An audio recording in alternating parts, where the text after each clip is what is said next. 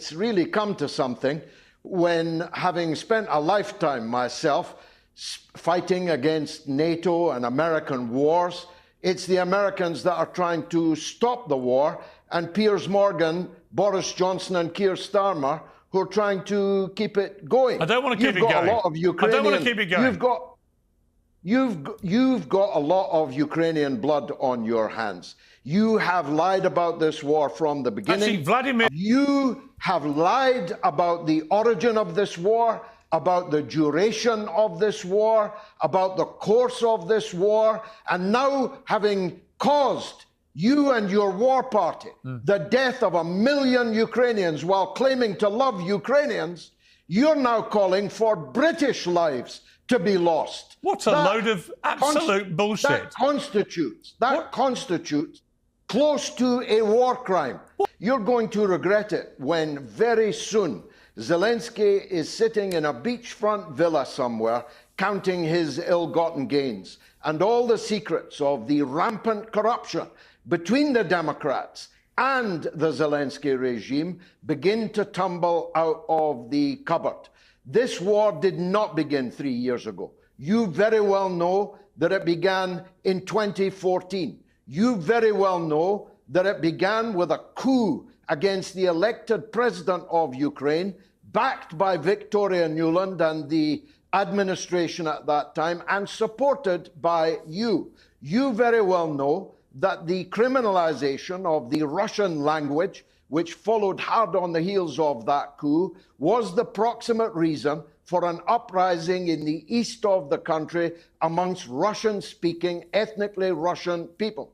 You very well know that Zelensky and his predecessor rained down shot and shell on the people of East Ukraine for 8 years before Putin intervened in 2022, and that 14,000 people, most of them women and children, were killed in that onslaught. You very well know that Zelensky was preparing for a final onslaught, a final solution. And while I'm on that subject, you're always telling us how much you love the Jews. You're supporting a regime which puts up statues to Nazi collaborators, to generals of the Galician division of the SS. You are supporting Zelensky is Jewish, you know that, right?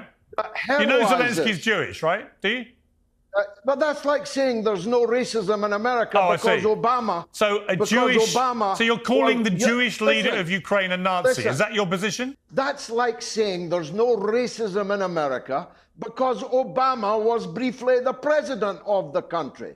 The entire western part of Ukraine played a decisive role in the mass murder of Jews and Poles and others in the Second World War. And now they are heroizing the heroes of the SS. Why doesn't Donald Trump agree with you? Because he's wrong. Well, you know, you have been up his ass all of these 2 decades. Really? You've kissed his feet. Really? You've licked his boots. You've fawned upon him. Really? You have been his super fan. And now, on this fundamental question of our age, he's entirely wrong. Piers, everybody watching knows you are Trump's biggest ass. I like him. Everybody watching I like knows Donald that. Trump. I know you like him. I like him. Don't like him. And on you many like things, him. on many things, I like him. And on many things, fundamental question. Let me finish. The biggest question in politics in the world today, he's got it completely wrong. No, it's his little expectal. Ukraine was the most corrupt country in more corrupt than Russia? More corrupt than Russia? It was designated by the Economist, what about Putin? by the FT, what about Putin? by everyone who knows about these things. I'll tell you what, your mate, Donald Trump, is going to open every book,